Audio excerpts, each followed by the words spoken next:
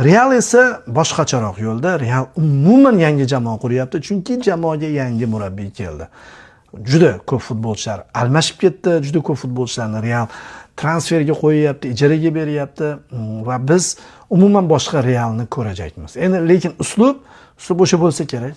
Ko'proq qarshi hujumga tayangan futbol, individual mahoratga tayangan uslub. Real doimo shunga qarab kelgan. Zidanning davridan boshqa davrlarga o'tadigan bo'lsak, individual mahorat egalari hal qilishgan. Zidanda baribir umumiy futbol falsafasi bor edi.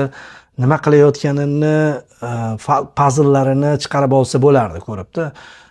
Chempionatda boshqa futbolchilarni o'ynatib, Chempionlar Ligasida boshqacha futbol ko'rsatib, 17-yil ikkita frontda ham yaxshi natija qayd eta olgan.